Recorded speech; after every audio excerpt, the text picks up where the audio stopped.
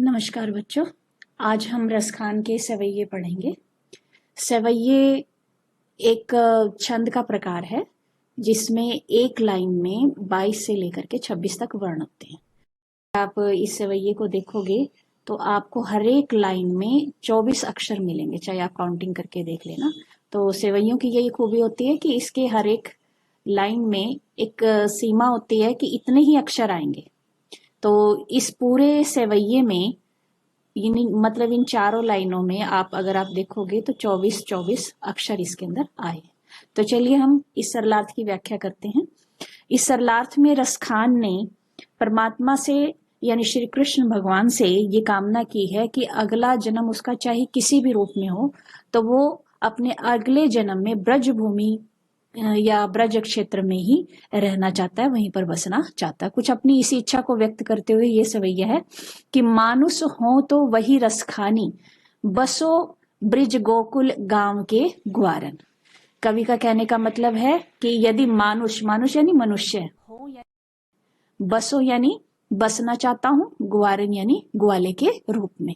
अब इस पंक्ति का अर्थ है कि यदि मैं अगले जन्म में मनुष्य का जन्म लेता हूं तो मैं ब्रज गोकुल गांव का ग्वाला बनकर बसना चाहता हूं, वहीं पर रहना चाहता हूं। अगली पंक्ति है कि जो पशु हो तो कहा बस मेरो, चरो नित नंद की धेनु मंझारन। अब यहाँ पशु जानवर से मतलब है इनका, और चरो यानी चरना चाहता हूं, धेनु यानी गाय, और यानी मंझारन यानी बीच में। तो इन पंक्तियों के अनुसार कि जो पशु हो तो कहा बस मेरो चरो, कि यदि अगले जन्म में मुझे पशु का जन्म मिलता है तो मैं नित यानी हर रोज, नंद यानी श्री कृष्ण के पिताजी नंद बाबा की धेनु यानी नंद बाबा की गाय बनकर पशुओं के बीच में ब्रज भूमि के अंदर ही चाहता। अगली पंक्ति की पाहन हो तो वही गिरी को, जो कियो हरिशत्र पुरंद्र धारण। पाहन यानी पत्थर, गिरी यानी पहाड़, हरि क्षत्र, हरि यानी श्री कृष्ण, छत्र यानी छत्र के रूप में जिसे धारण किया था श्री कृष्ण ने, पुरंदर यानी इंद्र, धारण यानी धारण किया था। अब इनका अर्थ है कि पाहन हो तो वही गिरी को, कि यदि मैं अगले जन्म में पत्थर बनता हूं तो उसी गिरी का यानी उसी पहाड़ का पत्थर बनना चाहता हूं, उसी पहाड़ का हिस्सा बनना चाहता हूं जिसे हरि यानी श्री कृष्ण ने पुरंदर इंद्र का घमंड दूर करने के लिए छत्र के रूप में धारण किया था। अगली पंक्ति की जो खग हो तो बसेरो करो, मिली कालिंदी कूल कदम्ब की डार।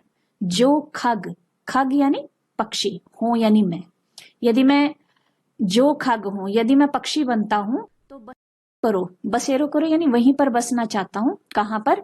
मिली कालिंदी कूल, कालिंदी यानी यमुना, कूल यानी किनारा, यमुना नदी के किनारे पर कदम्ब पेड़ का नाम है, और कदम्ब की डाली पर बसेरा करना चाहता हूं। तो लाइन का अर्थ हुआ कि जो खग हो तो बसेरो करो, मिली कालिंदी कूल कदम की डारन, मतलब यदि मैं अगले जन्म में पक्षी बनता हूं तो यमुना नदी के किनारे जो कदम का पेड़ है उसकी डाली के ऊपर बसेरा करना चाहता हूं।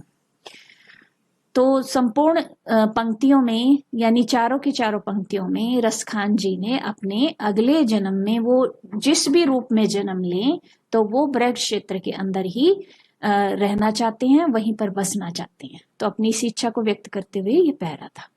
या लकुटी अरु कामरिया, पर राज तिहुपुर को तजी डारो, आठों सिद्धि नौ निधि के सुख नंद की गाय चराई बिसारो।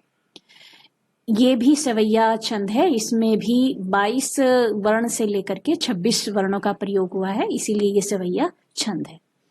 इन पंक्तियों के माध्यम से कवि अपनी इच्छाएं व्यक्त कर रहा है कि इच्छा क्या व्यक्त कर रहा है कि संसार के जितने भी सुख हैं मैं उन सभी सुखों का परित्याग कर दूंगा यदि मुझे ब्रज क्षेत्र में रहने के लिए मिल जाए। तो अपनी इसी इच्छा को व्यक्त करते हुए इसमें लिखा है कि या लकुटी और कामरिया, लकुटी यानी लाठी, अरु यानी और, कामरिया यानी कंबल, टीहू मतलब तीन, पुर यानी लोक, तजी मतलब त्याग कर दूं, डारो मतलब दूंगा, त्याग कर दूंगा, तजी डारो का मतलब हुआ त्याग कर दूंगा।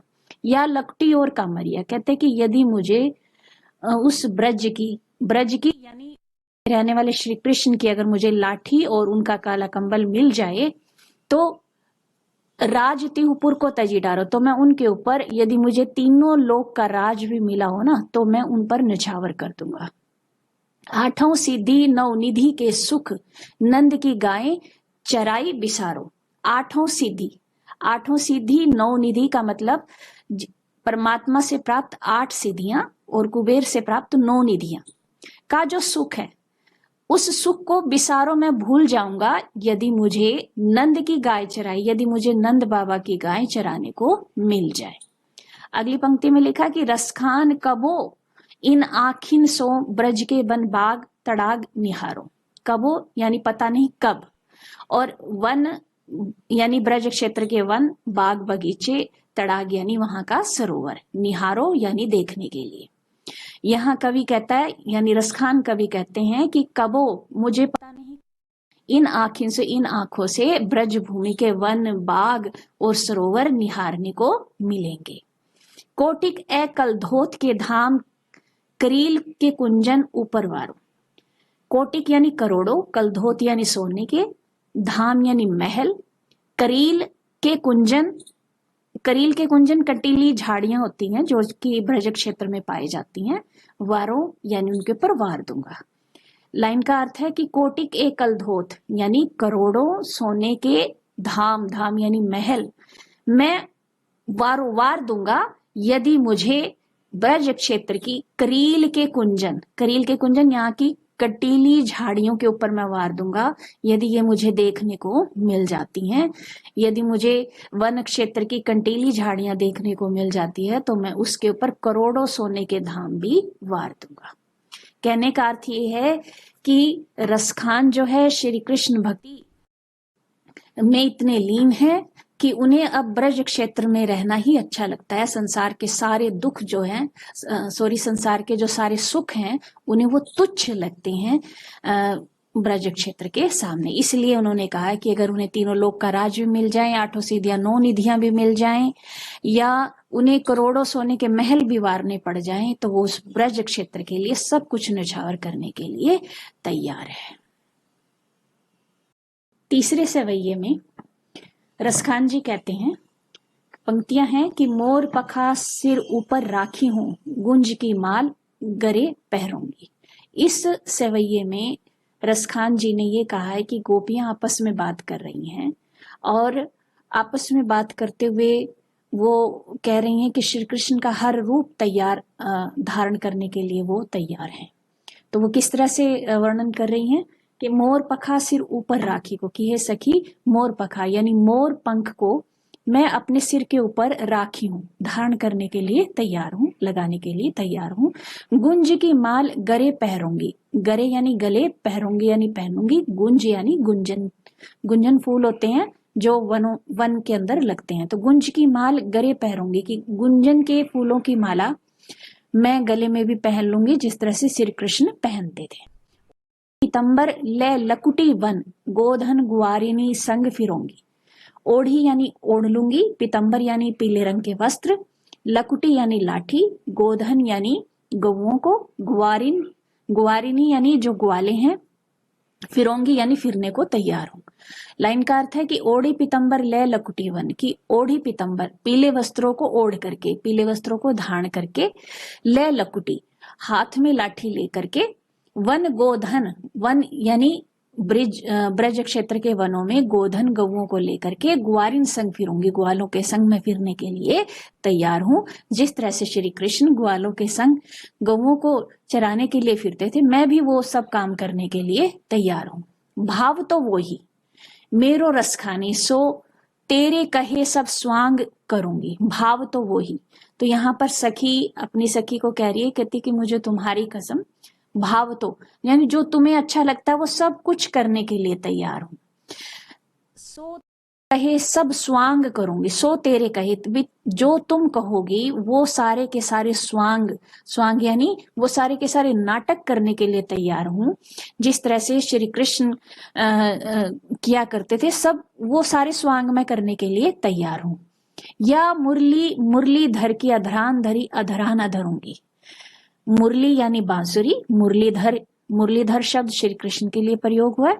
अधरान यानी अपने होठों पर, धरी अधरान अधरूंगी यानी धारण नहीं करूंगी। कहने का मतलब कि या मुरलीधर की अधरान धरी अधरान अधरूंगी, कि ये जो श्री कृष्ण की बांसुरी है, चाहे तुम कुछ भी कर लो, मैं उस बांसुरी को अपने होठों पर धारण नहीं करूंगी।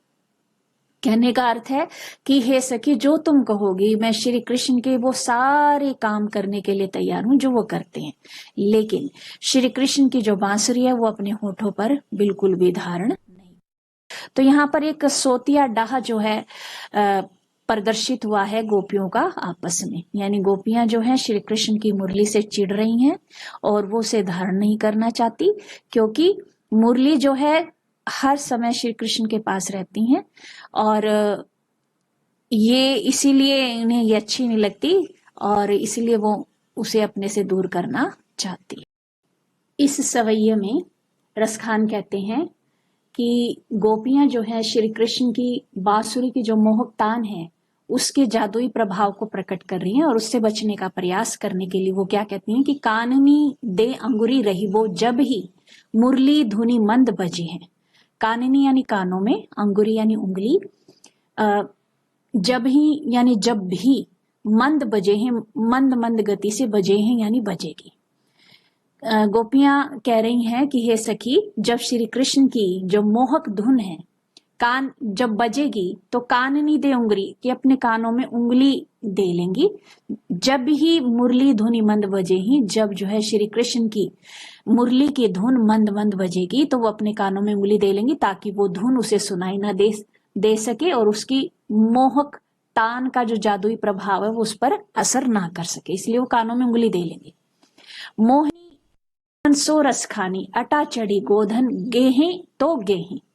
मोहिनी तानन यानी वो बांसुरी की जो मोहिनी तान है, जो मोह लेने वाली धुन है, वो अटा चढ़ी। अगर श्री कृष्ण अटा यानी अटालिका यानी महल पर चढ़कर, अगर वो गोधन एक लोक गीत होता है, जब गवों को चराने के लिए जाते हैं तो उस गीत को गाया जाता है। कहते हैं कि अगर श्री कृष्ण मोहिनी तानन अपनी मोहिनी तान भी छेड़ दें और अटा चढ़ी, अटालिका यानी महल पर चढ़कर गोधन नामक गीत भी गाएं तो गाते रहेंगे, क्योंकि मैं अपने कानों में उंगली दे लूंगी, मुझे कुछ सुनाई नहीं देगा। टेरी कहो सिगरे ब्रज लोगनी, काली को कितनो समझे ही।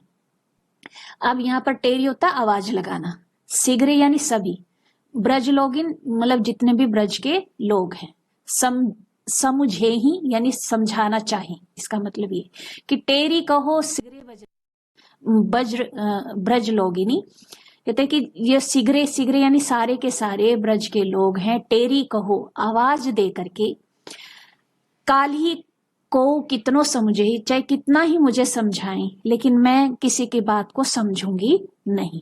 क्यों नहीं समझूंगी? कि मायरी वो मुख की मुस्कानी, संभारी ना जय, कि मायरी यानी कि हे माँ, वो मुख की मुस्कानी यानी श्री कृष्ण के चेहरे की जो मुस्कान है, संभारी ना जय, मतलब वो मुख की मुस्कान मुझसे संभाली नहीं जाएगी और मैं जो है उसके पीछे दौड़ी चली जाऊंगी। कहने का अर्थ ये है कि वो श्री कृष्ण की मुरली की मधुर तान को तो सुनने से बंद कर देगी, कान में उंगली दे लेगी, वो मुरली की धुन नहीं सुनाई देगी उसको, चाहे वो कितना ही गोधन गाएं, गोधन नामक लोकगीत गाएं, वो कितनी मोहिनी तान छेड़ें, कितना ही मीठा सुर छेड़े, वो उसको सुनेंगी नहीं। चाहे सारे ब्रज लोग उसे समझाएं, लेकिन वो तब नहीं समझेंगी। कब नहीं समझेगी? जब श्री कृष्ण की जो मुख की मुस्कान है जब उसकी आंखों के सामने आएगी तो वो अपने आप को संभाल नहीं पाएंगी और उसके पीछे वो खींची चली जाएंगी। इन संपूर्ण सवैये में श्री कृष्ण के प्रति भक्ति का भाव गोपियों का प्रकट हुआ है।